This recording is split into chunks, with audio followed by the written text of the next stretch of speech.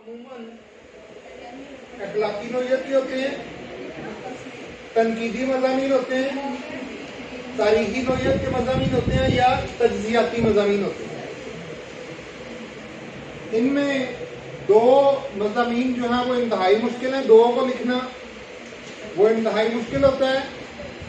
एक को लिखना आसान है और एक जो है वो दरमियानी सतह का मजमून होता है। तारीखी मजमून लिखना आसान होता है क्योंकि इसके अंदर हकायक या आदाद और शुमार होते हैं, तारीखें होती हैं, वाक़यात होते हैं और उन्हें लिखना आसान है। लेकिन इसके बाद दूसरे नंबर पर अखलाकी मज़ामीन, ये लिखना भी कुछ आसान है क्योंकि आदमी अच्छे बुरे का फैसला बेहतर और करता चला आता है और उसने ऐसी तालीम हासिल की होती है कि वह अखलाकियात के बहुत सारे पहलुओं को समझ रहा होता है। तनकीदी और तज्ज़ियाती मज़मून मुश्किल काम है। क्रिटिसिज्म करना ये एक मुश्किल काम है, ठीक है। किसी चीज का क्रिटिसिज्म करना, तनकीद, तज्ज़िया यानी एनालिसिस करना, ये मुश्किल काम है, ठीक है। तो मैं आज आपके सामने इन पर थोड़ी थोड़ी गुफ्तगू करूंगा जिससे हमें समझ आए कि मजमून जो है वो किस तरह लिखा जाएगा। मिसाल के तौर पर एक ही मजमून है, नाम है इलामा मोहम्मद इकबाल। इस पर ये चारों मज़ामीन लिखे जा सकते हैं। मसलन अगर मुझे इलामा इकबाल की सीरत लिखनी है, 9 नवंबर को पैदा हुए, वो फलां स्कूल से पढ़े, फलां कॉलेज में गए, लाहौर चले गए, इस तरीके को यूरोप गए, फलां को PhD की, ये किताब फलां, तो ये तारीखी मजमून है, ये आसान काम है, ठीक है। इसमें तो हम एक जिसे अंग्रेजी में कहते हैं टाइमलाइन और उर्दू में उसको कहते हैं तौकीयत इस्तेमाल करते हैं। तारीखी मजमून जब किसी शख्स से मुतल्लिक होंगे तो वो तौकीयत के तरीके से लिखे जाते हैं, टाइमलाइन की मदद से तौकीयत बना लेते हैं। आपको पता है इलामा इकबाल जो है वो 1877 में पैदा हुए थे, 1898 में मैट्रिक किया, ठीक है जी, और 1902 में वो लाहौर चले गए, 1905 में जर्मनी रवाना हो गए, 1911 में वापस आ गए। तो हम तौकीयत टाइमलाइन इस्तेमाल करते हैं और उस टाइमलाइन से शख्सी तारीखी मजमून लिखा जा सकता है। और इसके साथ, इस तौकीयत के साथ हमें कुछ किरदार दरकार होते हैं, कुछ किरदारों की जरूरत है हमें इसके साथ साथ। इलामा इकबाल के वालिद, उनके असातिज़ा, किन उस्तादों से वो पढ़े, ऐसा ही मजमून मसलन वाक़या करबला पर है तो हम उसकी भी तौकीयत लिखेंगे। यकम मुहर्रम को ये हुआ, 2 को ये हुआ, 3 को ये हुआ, 9 को ये हुआ, 10 को ये हुआ, उसके भी किरदार आ जाएंगे। तो जो तारीखी मजमून होते हैं वो तौकीयत और किरदारों से लिखे जाते हैं। अगर उनमें तौकीयत और किरदारें दुरुस्त ना हो तो मजमून की अहमियत नहीं रहती, ठीक हो गया। ये आपने याद रखना है। एक मजमून जो कि तारीखी नौयत का है उसमें तौकीयत और किरदार बड़े अहम हैं और उन्हीं की मदद से वो मजमून अपना हुस्न जो है वो बनाता है, उसके बगैर नहीं। हम ये नहीं कह सकते कि इलामा इकबाल जो है वो पहले स्कॉच मिशन स्कूल में पढ़े, वहां से मैट्रिक किया, फिर FA करके लाहौर चले गए वहां, लेकिन ये कब हुआ? हमारे पास अगर इसकी तौकीयत नहीं है तो ये सारी बातें बेकार है, ठीक हो गया। तो हमें इसकी टाइमलाइन या तौकीयत चाहिए। तो तारीखी मज़ामीन, शख्सी तारीखी मज़ामीन तौकीयत और किरदारों से लिखे जाएंगे। और किरदार जो हैं वो अपने अपने किरदारों की भी खूबी है कि वो तौकीयत के साथ जाहिर होते हैं। मसलन मौलवी मीर हसन से इलामा इकबाल ने यहाँ पढ़ा, वो लाहौर में, उनके बारे में नहीं हम लिख सकते। जर्मनी में उन्होंने ऑर्लैंड थॉमस से पढ़ा है, ऑर्लैंड थॉमस का जिक्र सियालकोट की तौकीयत में नहीं हो सकता है। तो ये तौकीयत और किरदार मिलकर इसको बनाते हैं। अब आ जाते हैं अखलाकी नौयत पर। इसी पर तो हम इलामा की तालीम के अंदर जो अखलाकी पहलू है उनकी बात करेंगे। इलामा ने जो मुसलमानों को जोर दिया कि आप अपने आप को पहचाने, अपनी खुदी का इरफान हासिल करें, उसके लिए अब हमें ये नहीं चाहिए। उसके लिए हमें जरूरत नहीं है कि अल्लामा ने किस आदमी को जो है वो कब उससे तालीम हासिल की थी, किस इदारे में, कब जर्मनी गए, कब क्या किया। उसके लिए हमें इन बातों की जरूरत नहीं है। ये इसका तल्लुक उनकी फिक्र से है। लेकिन अल्लामा पर ये मजमून लिखना मुश्किल काम है। आप अल्लामा इकबाल पर तनकीद करेंगे तो तनकीद करने के लिए आपको बड़े जानदार दलाइल चाहिए। ठीक है जी। मसलन अल्लामा इकबाल का मैं एक छोटा सा कॉन्सेप्ट दूंगा। अल्लामा इकबाल तो इब्लीस को एक अच्छा किरदार समझते हैं, जबकि हमारा माशरा तो उसे अच्छा किरदार नहीं समझता। हमारे माशरे में तो वो लानत मलामत का हकदार है। अगर आप जावेदनामा पढ़ेंगे, अल्लामा इकबाल की नज़्म जावेदनामा, तो उसके जो छठे बंद में, जहाँ जावेदनामा एक नज़्म है जिसमें अल्लामा इकबाल ने 7 आसमानों की सैर की है, एक इमेजिनरी, ठीक है जी, तखयलाती एक सफ़र है उनका। उसका जो छठा मरहला है, जो पड़ाव है, उसमें जहाँ वो मौलाना रूम को ये कहते हैं कि मैं इब्लीस मलून से मिलना चाहता हूँ, तो वहाँ पर 2 बातें ऐसी हैं कि उन पर तनकीद करना जुए शीर लाने वाली बात है। मौलाना रूम कहते हैं कि उसको मलून हरगिज़ ना कहो। वो कहते हैं वो तो तौहीद का सबसे बड़ा आशिक है, उसने सारी जिंदगी की क़यामत तक की लानत मलामत अपने गले ले ली, लेकिन खुदा के अलावा किसी को सजदा नहीं किया। वो तो तौहीद का सबसे बड़ा आशिक है। अब इस बात को जस्टिफाई करना बड़ा मुश्किल काम है, क्योंकि इसके मुकाबले में बहुत बड़ा इल्मी ज़हीरा मौजूद है इसके रद्द में। ऐसे ही है ना? तो ये तनकीद करनी मुश्किल काम हो जाएगा। फिर उसमें इब्लीस की एक दुआ है। इब्लीस जो है वो अल्लाह ताला से दुआ करता है। वो कहता है, खैर और शर के मालिक, मैं इंसानों से तेरी पनाह मांगता हूँ। वो कहते हैं मुझे इनके पल्ले डाल दिए, ये तो मेरा बेड़ा गर्क कर रहे हैं। तो अब इस बात को जस्टिफाई नहीं किया जा सकता। ये बड़ा मुश्किल काम है, कैसी तनकीद। फिर जब हम इसके तज्जिये में आएंगे, एनालिसिस करें कि जो इकबाल ने कहा है, इसका तज्जिया करें, कुरान और हदीस से एनालिसिस करें, किसी भी और पहलू से, उस जमाने के दीगर शायरों से, मासर शौरा से, तो ये मुश्किल काम है। तो जो मुश्किल मज़मून है वो ये और ये, ठीक है। मैंने आपके सामने एक मज़मून रखा है जिसकी मैंने अभी तक आपको तरकीब बताई है, वो तरीही है। इसकी तरकीब है तौक़ीयत और किरदार।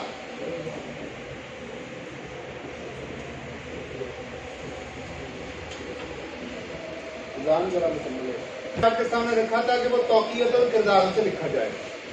हम जरा अखलाकी मज़ामीन की बात करें। अखलाकी मज़ामीन में हमेशा मसले को दुरुस्त समझा जाता है, आप उसके अगेंस्ट नहीं लिखेंगे। तनकीदी या तज्जियाती में आप अगेंस्ट भी लिख सकते हैं, उस उन्वान के आप खिलाफ भी दलाल दे सकते हैं, लेकिन अखलाकी मसाइल में मसले को हमेशा दुरुस्त माना जाता है। और मसलन अगर खवातीन के पर्दा करने पर मजमून है तो आप इसके खिलाफ नहीं लिखेंगे। अखलाकी मसाइल को हमेशा दुरुस्त समझा जाता है, ठीक है, उनके खिलाफ दलाल नहीं दिए जाते। और इसमें यह बात आपने याद रखनी है, जो उन्वान है, जो मसला है, वो दुरुस्त होगा, मसला दुरुस्त होता है इसमें, ठीक हो गया। दूसरी बात यह है कि माहौल के मुताबिक हर माहौल जो है उसकी अखलाकियात जुदा है। एक माशरे में शराब पीना जुर्म है, दूसरे माशरे में शराब पर पार्टियां भी हो रही हैं, उनकी अपनी अखलाकियात है, हमारी अपनी अखलाकियात है, ठीक है। तो अखलाकियात का बहुत गहरा तल्लुक असल में माहौल में राइज कदरों से होता है। एक माहौल में एक बात दुरुस्त हो सकती है और किसी दूसरे माहौल में वही बात दुरुस्त नहीं भी हो सकती, किसी तीसरे माहौल में हो सकता है उस पर मुकम्मल खामोशी हो, ठीक हो गया। तो इसका फैसला जो है वो हम माहौल के मुताबिक करेंगे। मसलन हम कहते हैं पाकिस्तान में खवातीन को रोजगार के मसाइल पर हमने मजमून लिखना है, तो वो और बात है, वो पाकिस्तानी माहौल के मुताबिक चीजें और हैं। लेकिन अगर हम कहते हैं कि ग्लोबल विलेज के अंदर, दुनिया भर में तो उसके मिसाल फिर और, उसकी बात कोई और होगी, इसकी बात कोई और होगी, ठीक है। क्योंकि माहौल, मजमून का उन्वान जो है वो हमारे माहौल को तय कर देता है कि कैसा है। हम चूंकि यहाँ पर हैं और यहाँ इम्तहान दे रहे हैं, अखलाकी मज़ामीन में हमारे पास मयार जो है वो कुरान और हदीस होता है, क्योंकि हमारे लिए अखलाकियात वहीं से तय होती है, हम वहीं से तय करेंगे। वहाँ मेरी राय, आपकी राय, किसी बहुत बड़े शख्स की राय भी कोई माने नहीं रखती। मसलन चीफ जस्टिस है, वो भी कुरान और हदीस के खिलाफ राय नहीं दे सकते, वजीर आजम भी उसके खिलाफ बात नहीं कर सकता, कोई सरबराह मुमलिकत भी उसके खिलाफ बात नहीं कर सकता। तो हमारे लिए जो है वो अखलाकी कदरें जो हैं वो कुरान और हदीस से जुड़ी हैं। ऐसे मज़ामीन के अंदर कुरान और हदीस के वाज़ेह दलाइल होने चाहिए, वाज़ेह दलाइल जिनका हम जिक्र करेंगे कि वो कुरान और हदीस के अंदर से वो चीज़ें मालूम हों। यहाँ दो बातें बड़ी ज़रूरी हैं। एक बात ये कि इसका बड़ा एहतमाम रखें हमेशा। मसलन आपको ये मालूम, चूंकि आप मुकाबले के इम्तहान में हैं, ठीक है, ये कॉम्पिटिटिव एग्जाम है। मसलन इल्म हासिल करना हर मुसलमान मर्द और औरत पर, ये कोई हदीस नहीं है, ठीक है जी, ये बिल्कुल कोई हदीस नहीं है, ये मंसूब एक कौल है। अब अगर आप ऐसी किसी बात को लिख देंगे हदीस में रसूलुल्लाह ने फरमाया है, ये गलत बात है। इसे वहां पर ये समझा जाएगा कि इस तालिब इल्म का मुताला महदूद है और ये स्कूल की सतह की बात कर रहा है, ये 8वीं 9वीं में पढ़ाए जाते हैं। जैसे छोटे बच्चे को पढ़ाते हैं ना मजमून, वो बिल्ली वाला, एक बिल्ली होती है, उसकी 4 टांगे हैं, 2 आंखें हैं, 2 कान है, वो फिरती है, वो बड़ी अच्छी होती है। लेकिन जब वो बच्चा बड़ा हो जाता है तो उसको बिल्ली वाला मजमून नहीं पढ़ाते।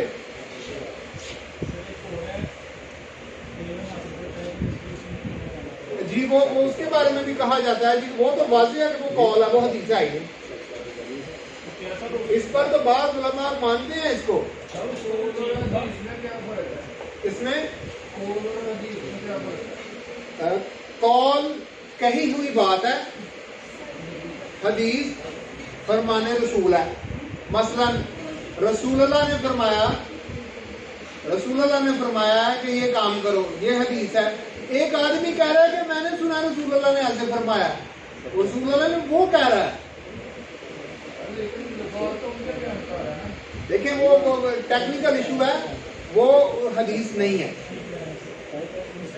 हदीस वो है जिसे रसूलुल्लाह ने फरमाया।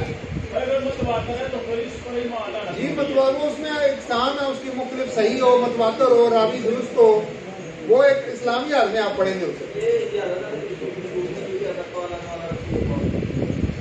वो कहा जाता है कि रसूलुल्लाह ने ऐसे फरमाया, कहा जाता है। क्या चीज? देखें हदीस की आसान तरीन, हाँ थोड़ा सा मौजूद से, लेकिन मैं इसको आसान कर देता हूँ। हदीस हम उसे कहेंगे जिसे जय्यद उलमा ने हदीस के कायदे कवानीन के मुताबिक तय किया है कि यही हदीस, जिसे उलमा इकराम, क्योंकि वो हमारा शोबा नहीं उनका शोबा है ना, उन्होंने जब तय किया है, उन्होंने ये ढूंढा है, ठीक है। ये जो चीन वाली है, इसके बारे में 2 बातें हैं। एक तो ये कि चीन उस वक्त बहुत दूर था, दरमियान में समंदर, पहाड़, नदी, नाले, सहरा, तो मकसद ये था कि शदीद मुश्किलात भी बर्दाश्त करनी पड़े तो भी इल्म हासिल करो। लेकिन इसकी कोई सनद किसी के पास नहीं है, कोई इसकी सनद नहीं है कि ये वाज़ेह हदीस है। इसको तो कोई मकतब हदीस नहीं मानता। इल्म हासिल करना मुसलमान मर्दों, इसको तो मान लेते हैं, फिर भी इसको तो बिल्कुल नहीं मानेंगे। वो कहने ये हदीस आई। सर उस वक्त अरबिक ज़बान बोली जाती थी और अरबी में तो चे का लफ्ज़ ही नहीं है, तो चीन कैसे कह रही है, ये कैसे? पता नहीं जी, बार उलमा इसको नहीं मानते। इसका टेक्निकल गुफ्तगू तो वही कर सकते हैं। मैं तो आपको ये बता रहा हूँ कि ऐसी किसी बात को हम हदीस में शुमार नहीं करते। अच्छा, अब इस मसले का हल क्या है? कुरान की एक आयत है, ठीक है जी, कुरान की एक आयत है। अब उस आयत का एक तर्जुमा है, मतन है, आपको उस वक्त नहीं याद, लेकिन इतना याद है कि ऐसी कोई आयत मौजूद है और आपको उसका मतन नहीं याद, या हदीस अगर मालूम है कि ऐसी एक हदीस मौजूद है, मतन नहीं याद, तो अब आप इसके लिए एक तरीका समझ लें। इसका तरीका ये होगा कि आप यूं लिखेंगे, एक आयत का या हदीस का मफहूम ये है। अब आप अपने अल्फाज में लिख सकते हैं, वरना आप उसके अल्फाज नहीं बदलेंगे।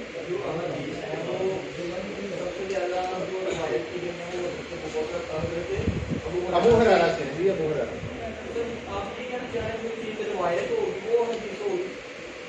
नहीं, मैं उसको हदीस कहूंगा जिस पर तमाम उलमा का इत्तेफाक है कि ये हदीस। कानून मैं उसे कहूंगा जिस पर तमाम उलमा कहेंगे कि ये वाकई कानून की किताब में लिखा है।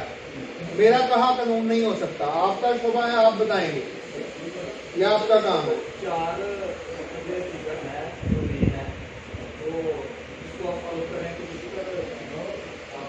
आप जिस पर सबका इत्तेफाक है।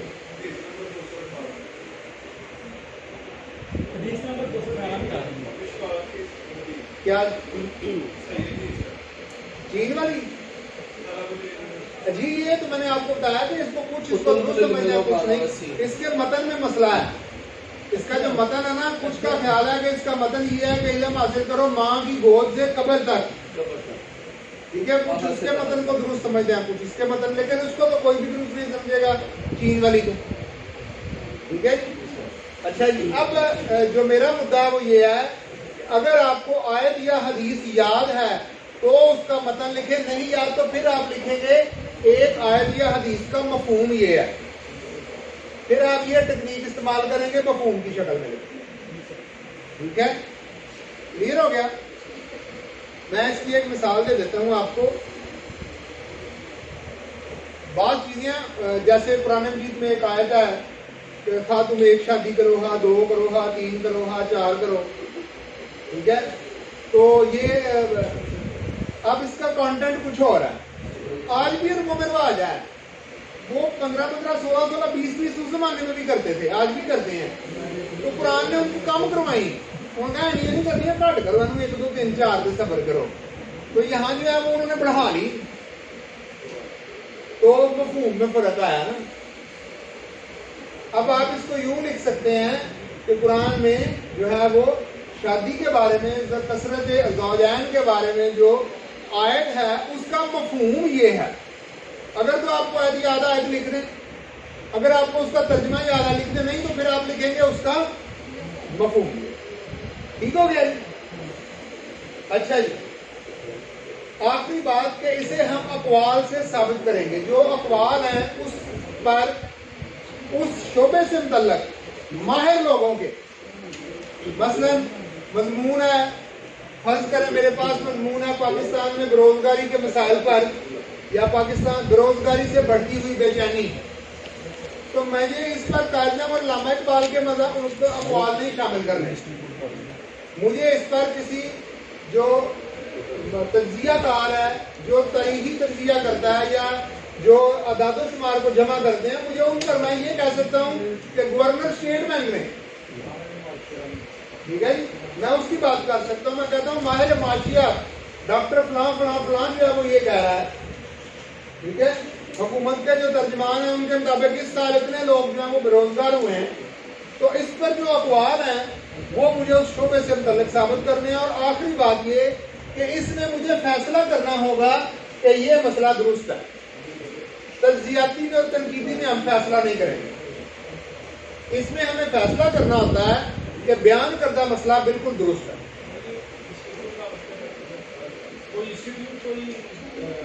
अपने दलाइल से,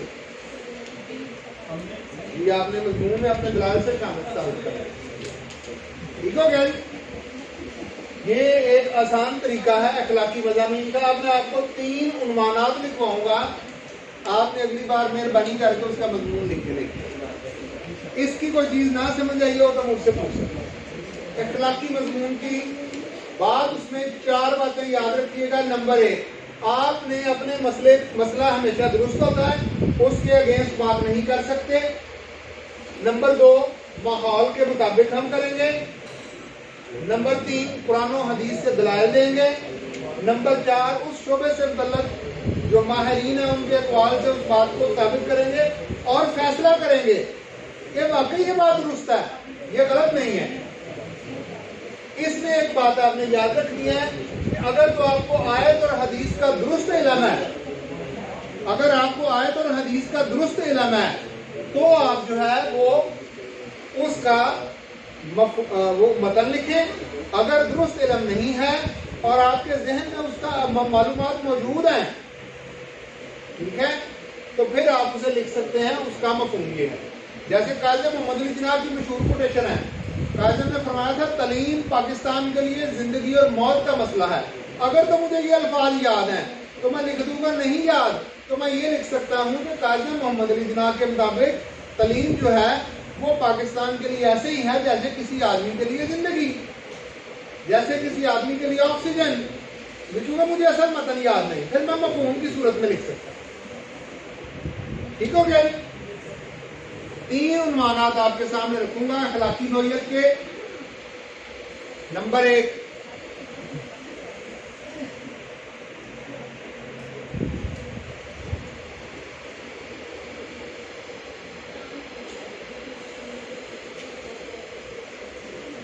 माशरे में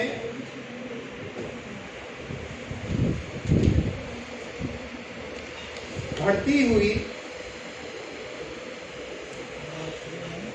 मुनाफिकाना तर्जें और उनका तदारुक, मुनाफिकाना तर्जें और उनका तदारुक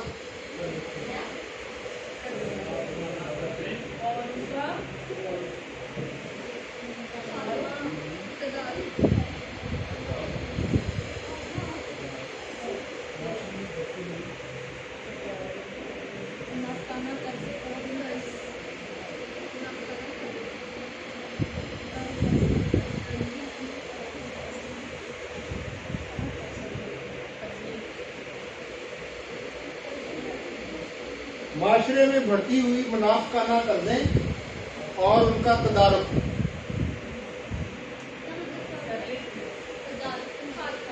खात्मा, उनको मिटाया कैसे जाए?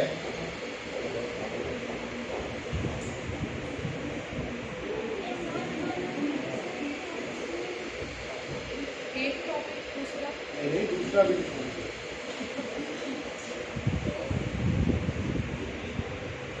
ये मैं इलामा इकबाल का एक मिसरा लिखने लगा हूँ। आपने मुझे बताना है कि ये असल में किस, ये इसका उन्वान क्या है।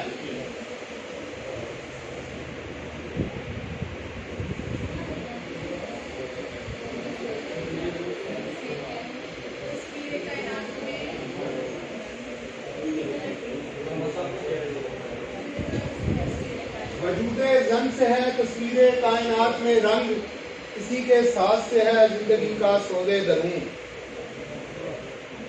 ठीक है जी? वजूदे जन से है तस्वीरे कायनात में रंग। ये आया हुआ 2 बार आया हुआ है, कॉम्पिटिटिव एग्जाम में आया हुआ है जी। ये टॉपिक ही है।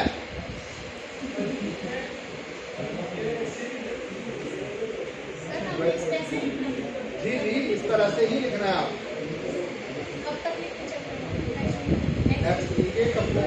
अच्छा ये बताइए, ये है क्या? आपको इस मिसरे से क्या समझ आई है? आपको इससे क्या समझ आई है कि ये क्या कह रहे हैं अल्लामा साहब?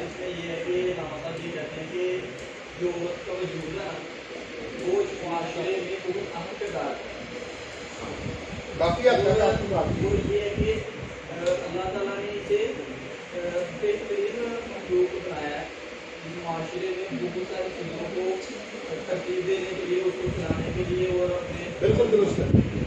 इसका मतलब ये है वजूदे जन से है तस्वीरे कायनात में रंग, कि ये जो दुनिया का निज़ाम है इसमें ख़वातीन का भी उतना ही हिस्सा है जितना मर्दों का है, और उनके वजूद से ये जिंदगी का कारवां आगे बढ़ रहा है। ठीक है जी? वजूदे जन से है तस्वीरे कायनात में रंग, इसी के साथ से है जिंदगी का सोजे दरूं।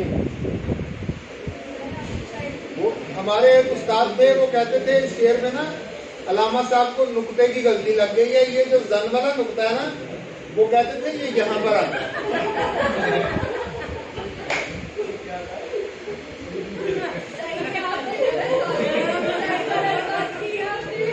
नहीं, मैंने आपको बताया मेरा उस्ताद ऐसा कहते थे, वो कहते थे ये नुक्ता गलती से यहाँ लग गया, ये यहाँ पे आना था।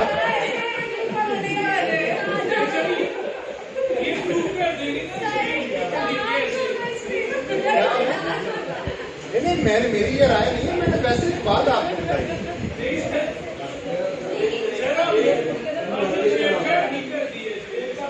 देखिए जी, ये नुक्ता है, नुक्ते का मसला है। एक हमारे बुजुर्ग उस्ताद है, वो कहते हैं ये नुक्ता गलत जगह पे है, इसकी सही जगह ये है।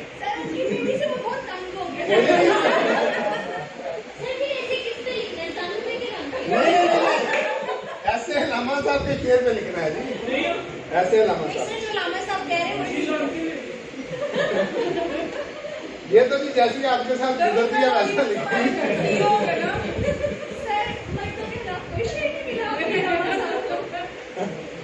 चले वो भी इंशाल्लाह। ये तो हमें हल्की फुल्की सी एक बात की याद आ गई, इंशाल्लाह किसी वक्त वो भी तो ज़हन में आई तो आपको किसमें।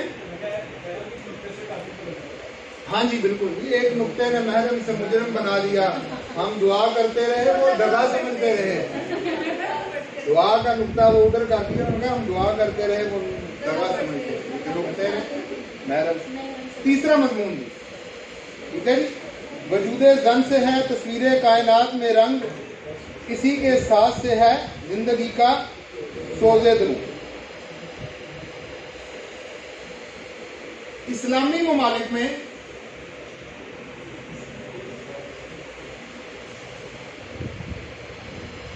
गुर्बत से पैदा होने वाले अखलाकी मसाइल इस्लामी ममालिक में, बाकी ममालिक में नहीं, इस्लामी ममालिक में आपने इसको ध्यान, गुर्बत से पैदा होने वाले अखलाकी मसाइल। आपका तो शुबा ऐसा है, जुर्म जो है वो हमेशा उसकी बहुत ज्यादा गहरी जड़ें जो है वो गुर्बत की लकीरों के नीचे होती है। जी, इनमें से किसी एक पे लिखें, और आपकी महारत ये होगी कि आप तीनों पे लिख लें। जितनी आपकी प्रैक्टिस अच्छी होगी उतना उस वक्त आपका काम अच्छा होगा, ठीक है। अच्छा जी, ये अब आ जाते हैं आज के दूसरे हिस्से पर, मजमून। अच्छा, इसमें याद रखिए मजमून जो है वो आपने इसका फार्मूला समझ लें। अभी चूंकि इसका जो नया पैटर्न है वो 150 नंबर का है, उसका कोई पेपर मेरे सामने नहीं आया, ठीक है। नया पैटर्न 150 नंबर पे चला गया ना, उर्दू का पहले 100 पे था, 100 वाले में ये 20 नंबर का था, अब 50 नंबर में आ गया है, ठीक हो गया। अब आप देखिए, एक मजमून में दो बातें हैं होती हैं। नंबर एक, तरजीह मयार को होती है, मिकदार को नहीं। जब आप किसी चीज को बयान करते हैं तो तरजीह जो है वो आपका मयार है, मिकदार नहीं। एक बात भी अपने म्यार में बहुत बड़ी होकर उन 1000 बातों को जिनका म्यार कम है उनकी मिकदार को हजब कर सकती है, ठीक हो गया। तो मिकदार और म्यार दो जुदा चीजें। पहली तरजीह म्यार है, और म्यार उस वक्त तय होगा जब आप कुरान और हदीस से, अक़वाल से अपने मसले को दुरुस्त साबित करेंगे, नंबर एक। नंबर दो, अब आ जाते हैं म्यार के बाद मिकदार भी एक जरूरत है। अमूमन याद रखिएगा, ये जो चीज होती है ना, ये नंबर जो होते हैं इसको अमूमन 6 से 8 पर तकसीम कर, एक सफ़े के 5-6 नंबर होते हैं। 50 नंबर का है तो आप देख लें कि ये कितने सफ़े का होना। एक सफ़े के 10 नंबर नहीं मिल सकते आप, ठीक है।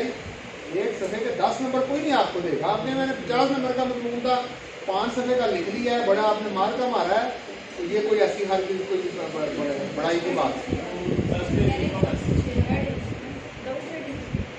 मजमून हेडिंग के बगैर लिखा जाएगा जी, हेडिंग नहीं होगी इसमें।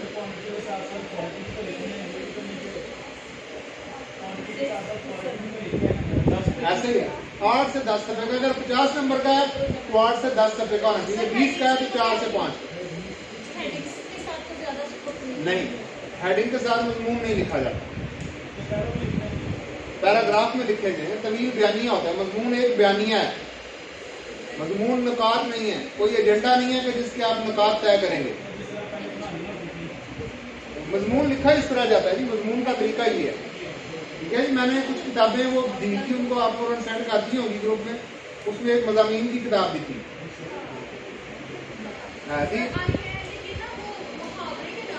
मुहावरे की भी थी और मज़ामीन की एक किताब भी थी। मैं आज दोबारा भेज, चलो जी आप जरा अगले हिस्से पे आ जाओ।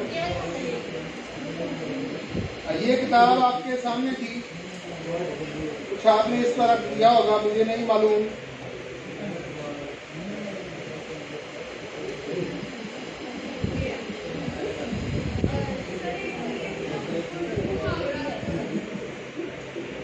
ये उर्दू मुहावरात का तहजीबी पस मंजर।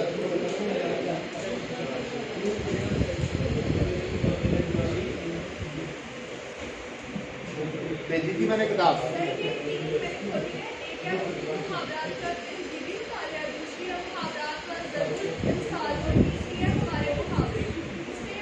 मजमून की नहीं है, आ जाएगी, कोई बात नहीं, आज ही आ जाएगी।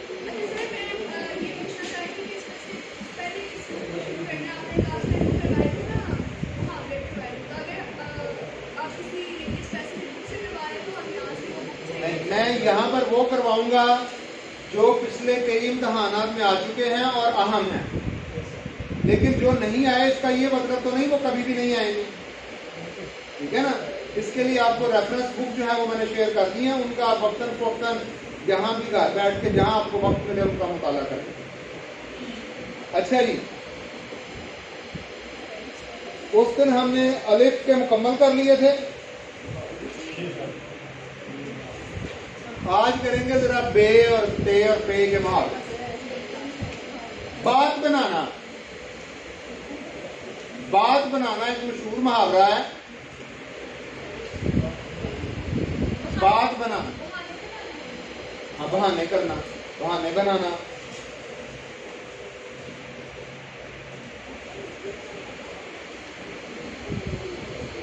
बात रह जाना,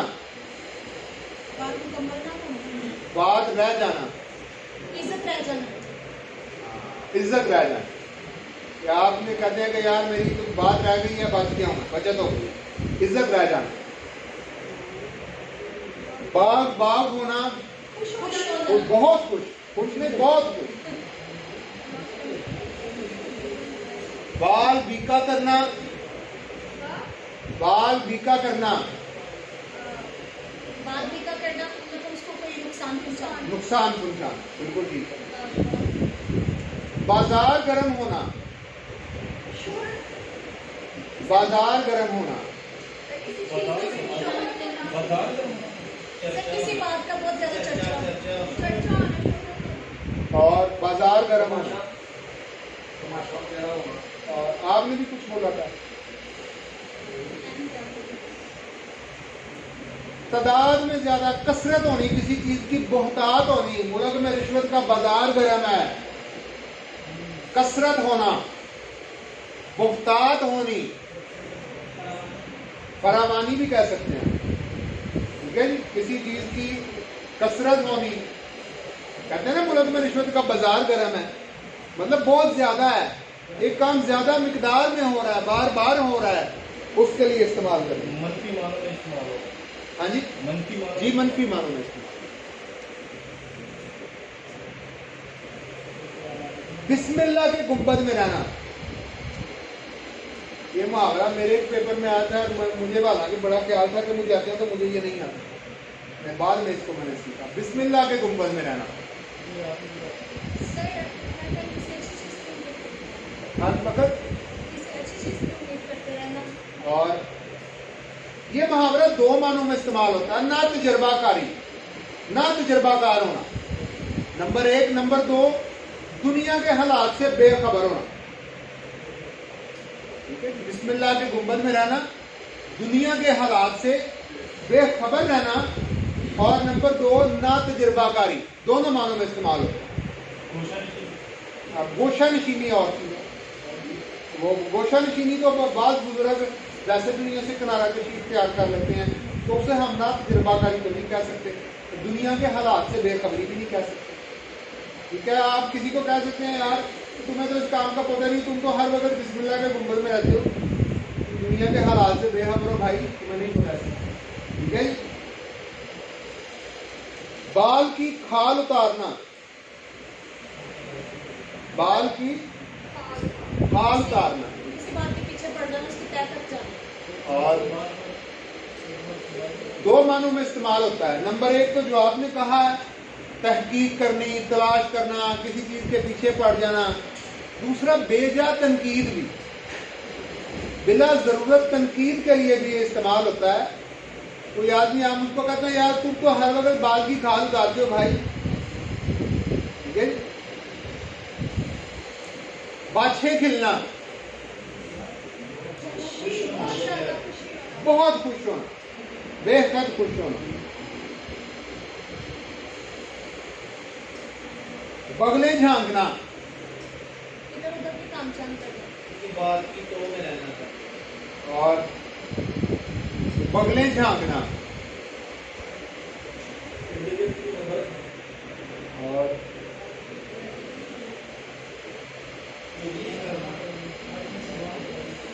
और बड़ा आसान है भाई, ये तो बड़ा आसान है, 2 मानों में इस्तेमाल होता है ये।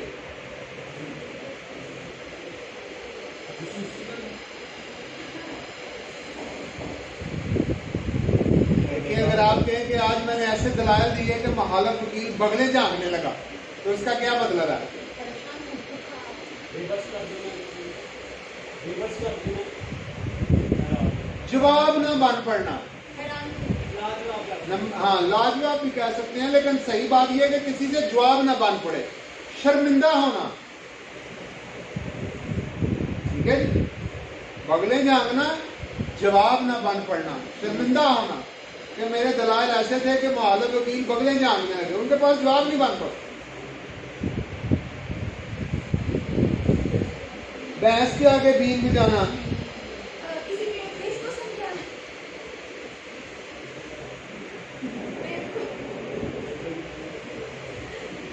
भैंस के आगे बीन बजाना, देश का बात जैसे हुकूमत के सामने बात करते हैं तो कहते हैं कि ऐसा है कि जाने के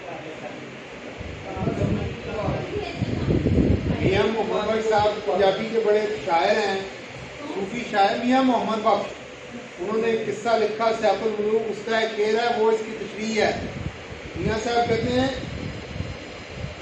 जाहल नू की मत नसीहत ते पत्थर नू की पाला, जाहल नू की मत नसीहत ते पत्थर नू की पाला, काग नू पे दुध पिलाओ अंत काले दा काला। काग कब्बे को कहते हैं। ठीक है, नाअहल आदमी को बात समझानी, भैंस के आगे बीन बजाना, नाअहल आदमी को बात समझानी, जाहिल को अकल की बात समझाना भी कह सकते हैं आप, ऐसे आदमी को बात समझानी जो उसकी समझ में ना आती हो। ठीक है जी, अच्छा ये 2 मानों में इस्तेमाल होगा। नंबर 1, ऐसा आदमी जो उसका इल्म नहीं रखता, मसलन यहाँ डॉक्टर कदीर आए और मेरे और आपके समेत सबको एटॉमिक एनर्जी पर लेक्चर देना शुरू कर दे, तो ये भैंस के आगे बीन ही है, हमें तो नहीं पता उसका। ऐसे आदमी को बात समझानी जिसको उसका ये पॉजिटिव मानों में है ना, ये मस्बत मानों में है। ठीक है, और मनफी मानों में या नेगेटिव मानों में वहां पर होगा कि जहां अगला बंदा उस बात का अहल नहीं है। जैसे मियां साहब ने कहा ना, जाहल नू की मत नसीहत पत्थर नू की पाला, तो उसको क्या समझाना है आप, उसको कहते हैं बखिए उधेड़ना, बखिए उधेड़ना, बखिए उधेड़ना, ये सिलाई खोल नहीं, बखिए उधेड़ना। सर बात को किसी को खोल के ध्यान करना। और अब इसका नतीजा वैसे यही निकलता क्योंकि इसके मानिए राज फाश कर देना। जब आप किसी का राज फाश करेंगे तो वो जरा जलील और रुसवाई होगा। राज फाश करना, बात जाहिर कर देनी, बकिया देना।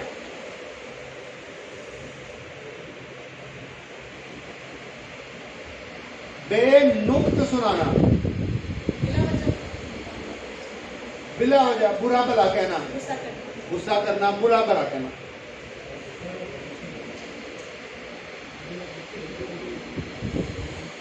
बीड़ा उठाना, जिसे लोग बेड़ा कहते हैं, बीड़ा उठाना।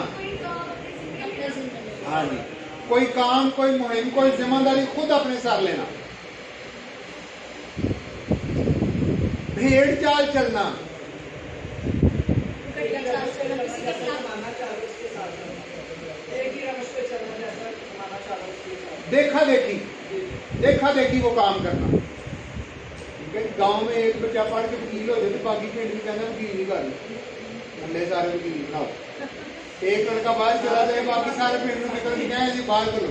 सारा पेड़ का मुझे रास्ते का बात है। बड़ा फरोख्ता होना,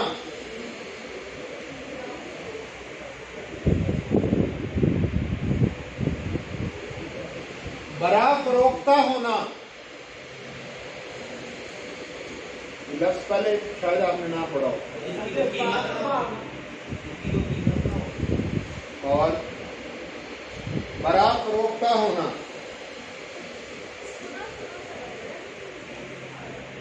सुना तो आपने होगा कि बोला? नहीं, और भी पढ़ा हुआ है, सुना हुआ है। और गुस्से में होना, बड़ा फरोख्ता होना, गुस्से में होना।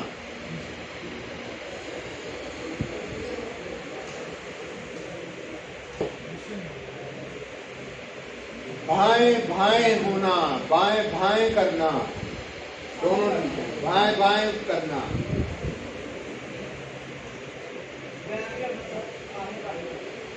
क्रोध मचाना,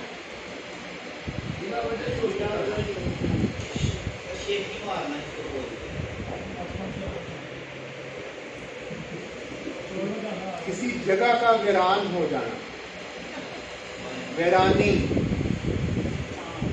ठीक है जी, साएं साएं करना, बाएं बाएं होना।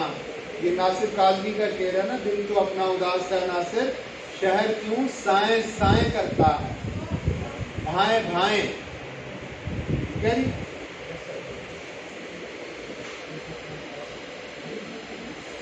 भीगी बिल्ली बताना,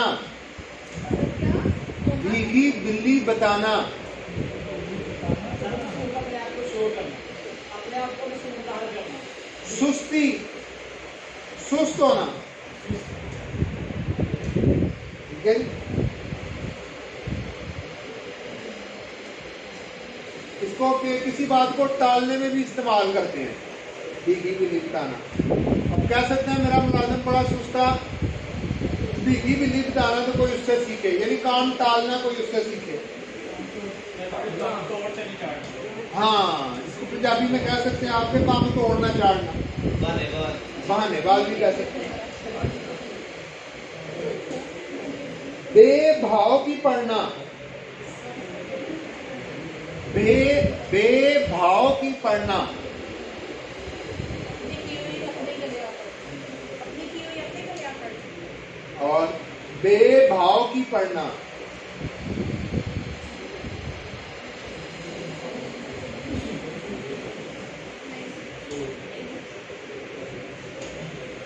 बेभाव की पढ़ना, ये तो आपके तलका है, आपके शोबे की बात है, जिसको पंजाबी में कहते हैं बड़ी फैंडी पे ही है, बहुत मार पड़नी। ठीक है जी, बेभाव की पढ़ना, बहुत मार पड़नी, ये भी कह सकते हैं आप। बेपर की उड़ाना, बेशौकिया मार, बे ऐसी बात करनी जिसका असल ना हो, ऐसी बात करनी जिसका असल ना हो। हमारे सियासतदान बहुत बेपर्ची उड़ाते हैं। बेचिराग होना, बेचिराग होना। किसी अच्छी बात से, किसी अच्छी बात से बेरोक हो जाना। और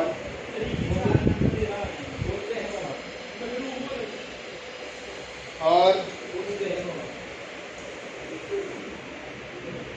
किसी चीज के होने के बाद वो छीन जाना। मालिक ना हो। किसी जगह का उजड़ जाना, सुनसान होना, बेकरार होना।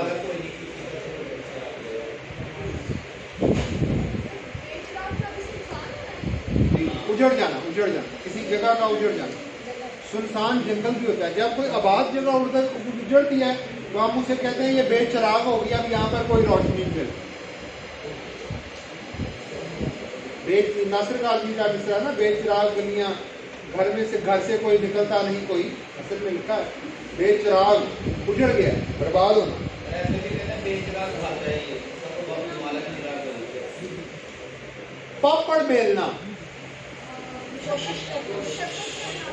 मुशक्कत करनी, जान जोखों के काम करना। ये मुहावरा की तरह इसे खास तौर पर नोट कीजिए।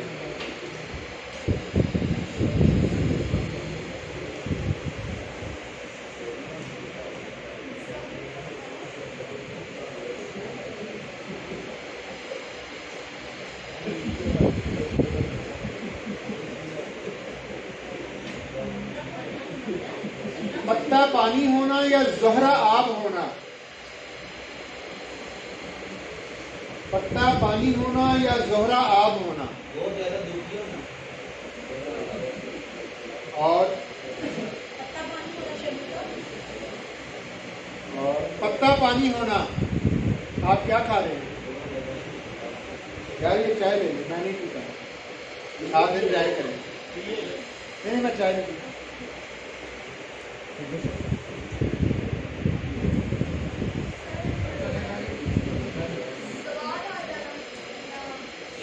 पत्ता पानी होना या ज़ोहरा आब होना, सख्त खौफसदा होना, डर जाना। मैदान जंग में बड़े बड़े बहादुरों का पत्ता पानी हो जाता है। ठीक है जी, जंग के मैदान में बड़े बड़े बहादुर ज़ोहरा आब हो जाते हैं। ज़ोहरा आब होना, पत्ता पानी होना, डर जाना, खौफसदा होना। सर पत्ता पानी होना कभी खौफसदा होना। जी दोनों करें। पाला पड़ना, सामना होना। ताल्लुक, वास्ता, सामना, ये पॉजिटिव नेगेटिव दोनों में इस्तेमाल हो सकता है। पानी फेर देना, किसी की मेहनत जाया कर देना। बर्बाद कर देना, खत्म कर देना, मिटा देना।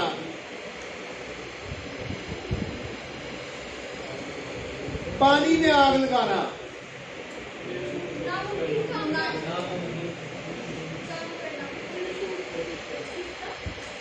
पानी में आग लगाना, किसी फजूल बात को भगा देना।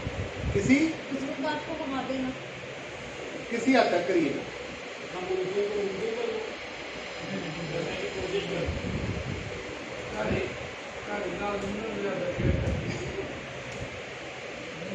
बुरी बात तो ज्यादा शेयर करना। पहलकम का किसी ठंडे मिजाज आदमी को भड़काना, ठंडे मिजाज आदमी को भड़काना। जो आदमी मिजाज का तहम्मुल वाला हो ना, लड़ाई झगड़ा ना करता हो, आप लोगों जैसा हो, उसको भड़काते रहना है। हाँ हाँ, ठीक है जी। ठंडे मिजाज आदमी को भड़काना, जब उसको कहते हैं पानी में आग लगाना। पिल पड़ना, पहले पल्ले नहीं पड़ना, पिल लड़ पड़ना। पड़ना, एक लफ्ज से बीच में हमला करना, टूट पड़ना किसी पर।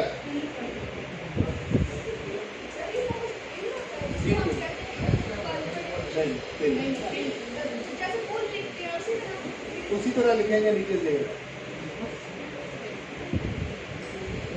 पेट पर पत्थर बांधना, भूख काटना भी यार, सख्त मुसीबत बर्दाश्त करना।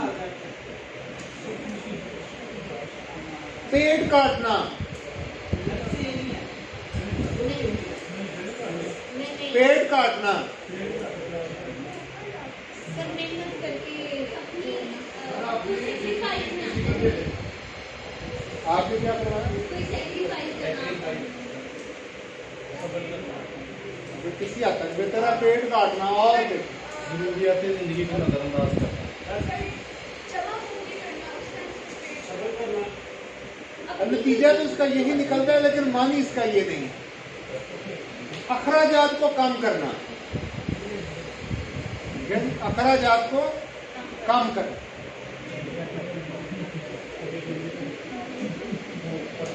पांचों घी में होना,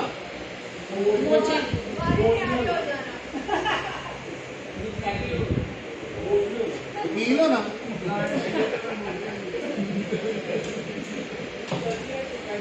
किसी भी माने में बहुत आसानी होना, मजे में होना, आसानी में होना, किसी भी माने में, ठीक है, बहुत आसानी। फूंक फूंक कर कदम रखना, बहुत एहतियात से चलना। पेट का हल्का होना, किसी की चुगली और कोई बात कर लेना जिसका ये भी ठीक है, लेकिन दुरुस्त माने बताएं। पेट का हल्का होना, काबिल एतबार ना होना,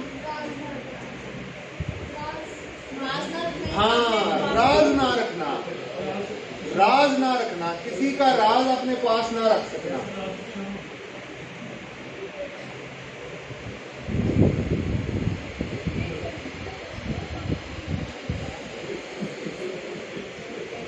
चलिए एक लफ्ज में लिखने लगा हूं, इसे जरा समझने। पा, पा फारसी में पाँव को कहते हैं, ये लफ्ज याद रखें, ठीक है जी। हाँ, सर ता पा, सर से पाँव तक। आवाज उसकी नक्शे पा का था, पा पाँव, पा गरे रकाब होना, पा दरे रकाब होना,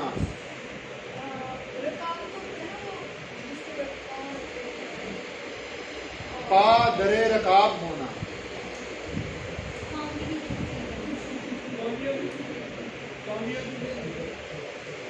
तो बाद में क्या होगा, कामयाबी नहीं हो सकती।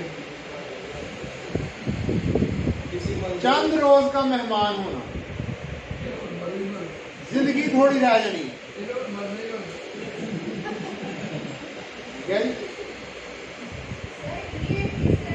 होशो हवासो ताबो तवा दाग जा चुके, अब हम भी जाने वाले हैं, सामान तो गया।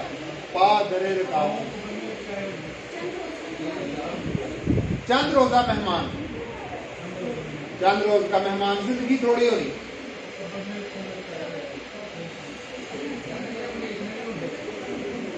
अच्छा, ये जो है ना कब्र में टांगे होना, उसके और इसके मानी में फर्क समझिए। कब्र में टांगे होने का तल्लक बुजुर्गी से है, मरने से नहीं। तो बंदा बुजुर्ग हो जाए तो हम उसको कहते हैं यार ख्याल करो तुम्हारी तो कब्र में टांगे हैं, बुजुर्ग हो गए हो, मरने के करीब हो, आखिरत की फिक्र करो। लेकिन पा दरे रकाब ना, किसी मरीज को भी कह सकते हैं आप। तो कोई मरीज जो है वो मरने के करीब है, हम उसे कह सकते हैं हालत बड़ी तशवीशनाक है, पा दरे रकाब है। लेकिन किसी जवान आदमी को जो मरीज हो उसको नहीं कह सकते तुम्हारी टांगे कब्र में है, ठीक है। दोनों के इस्तेमाल में फर्क है। अच्छा जी, पा दरे रकाब होना, चंद रोज का मेहमान होना। नहीं, खुदा का खौफ करें, मेहमान को थोड़ी कहेंगे ये। हाँ जी,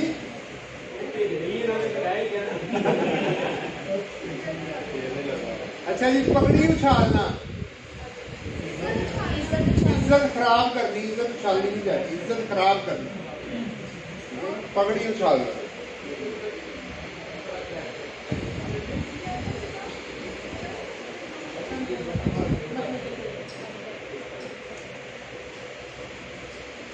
को बारा होना, को बारा होना, आपने बताया को बारा होना।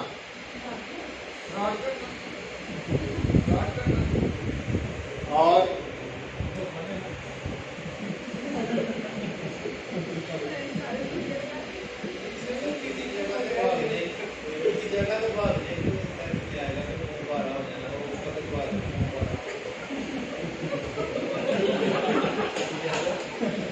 ये कह सकते हैं कि कोई क्लाइंट आया तो वकीला ने पो 12 हो गए ने वारे न्यारे होना,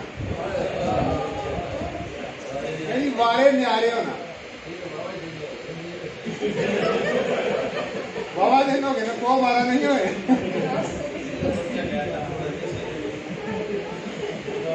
ठीक है जी, पो 12 होना, वारे न्यारे हो जाने, कोई बहुत फायदा हासिल हो, बहुत फायदा हासिल हो जाना।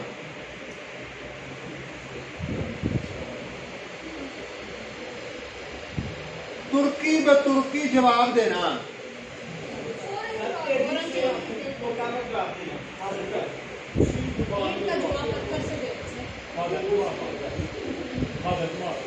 हाजिर दिमागी। और सर यहाँ मुंह पर जवाब देना या बेइज्जत करना? नहीं, जवाब तो मुंह पर ही हो सकता है।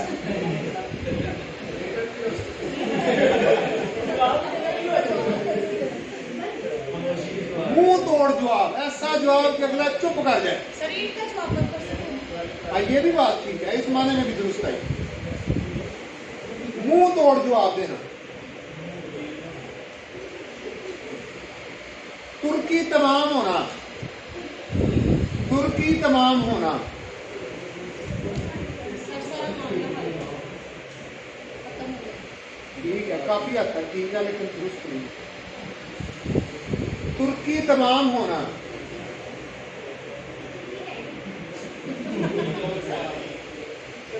बहादुरी खत्म हो जानी, क्या जी, बहादुरी खत्म हो जानी। 6 सितंबर के हमले में भारतीय फौज की तुर्की तमाम हो गई, बहादुरी खत्म हो गई। ठीक हो गया। तस्वीर बना देना,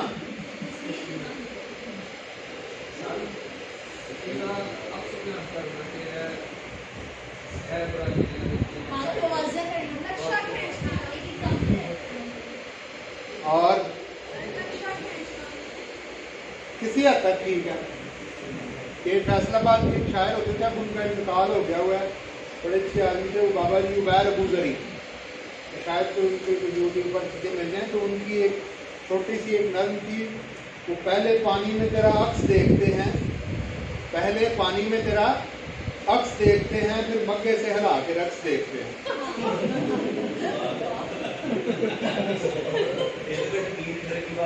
उबैर अबूजरी। अच्छा जी, मुहावरे में आ जाते हैं। हैरत में डाल देना, तस्वीर बना देनी, हैरत में डाल देना, ऐसी बात करनी कि अगला बंदा हैरत में हो जाए, ए मैं तो तुम्हारी बात सुनकर ऐसे उनके तस्वीर बन गया हूं। हीर का शेर है, दिल्ली के न थे पूछे अवराक मुसव्विर थे, जो शक्ल नजर आई तस्वीर नजर आई, कि जिस चेहरे को देखा मैं हैरत में गुम हो। ठीक है, मीर का मशहूर शेर है, दिल्ली के न थे पूछे और आप मुसव्विर थे, जो शक्ल नजर आई तस्वीर नजर आई। तस्वीर बना देना, हैरत में गुम कर देना। 3-5 करना, 3-5 करना, 3-5 करना। ठीक है, किसी हद तक दुरुस्त है। 3-5 करना, झगड़ा करना, बहस करनी, ठीक है, उसको कहते हैं 3-5 करना। वो एक मशहूर लतीफ़ा भी है कि एक उस्ताद ने, तो बच्चे ने उस्ताद को कहा कि आप हमारे अंग्रेजी के सर आते हैं, तो वो कहते हैं अंग्रेजी में बात करो। उर्दू वाले आते हैं, वो कहते हैं उर्दू में बात करो। आप मैथ पढ़ाते हैं, मैथ में बात करें। तो उस्ताद ने कहा मेरे साथ ज़्यादा 3-5 ना करो, 9-2-11 हो जाओगे। 3-5 बेकार बहस। ठीक है, 3 हरफ भेजना,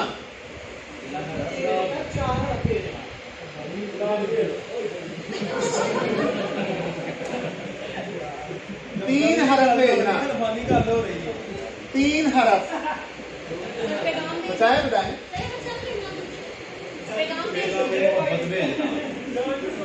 आप क्या कह रहे हैं? पैगाम में मोहब्बत क्या है? शाबाश, लानत भेजनी। अब अगर आपने ये किसी को कहा तो उसको इसका मान ही आता हुआ तो कीजिए कि आपसे मना है। बता दिया 3 5 ठीक है, बाएं फुट ऊपर 3 हरफ भेजना, 3 13 होना, क्या मतलब लानत भेजना, किसी पर लानत भेजना। सर बाएं फुट ऊपर बाएं फुट ऊपर हाँ जी, 3 13 होना, 3 13 होना, मुंतशिर, तितर बितर हो जाओ, फैल जाओ, निकल जाओ, मुंतशिर हो जाना। एक मजमा जमा है, उसको मुंतशिर करना, उसको कहते हैं 3 13 होना। तख्तो ताराज करना, लूट मार करनी, तख्तो ताराज लूट मार।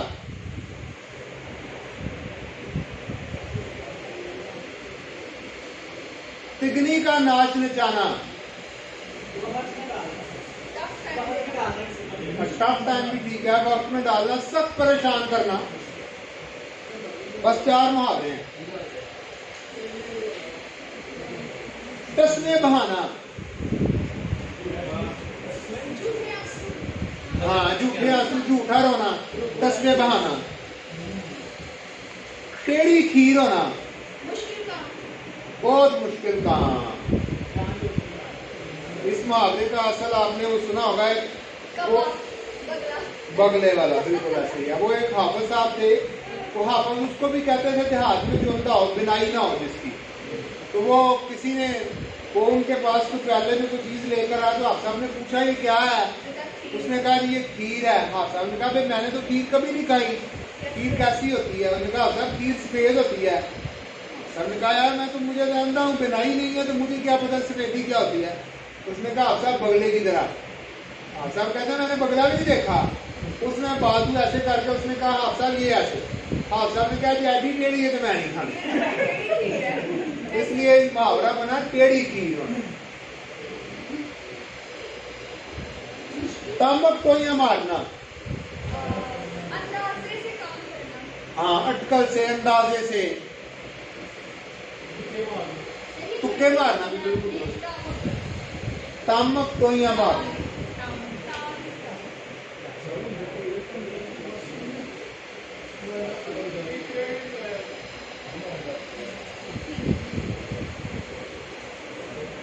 तस से मस न होना, अपनी बात पे बात पे कायम रहना था मिटाई और आगे बात आपने की कि अपनी बात पे कायम रहना, तस से मस नहीं होना।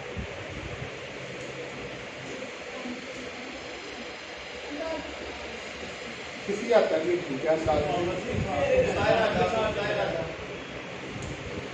ठीक है, लेकिन ये नेगेटिव मानों में इस्तेमाल होता है, इसका मतलब होता है शाबाश, असर ना होना।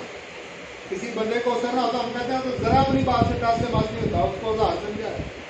किसी को असर ना होना किसी बात, टिक्का सा जवाब दे देना, साफ। ठीक हो गया जी, ये यहाँ पर मुकम्मल है।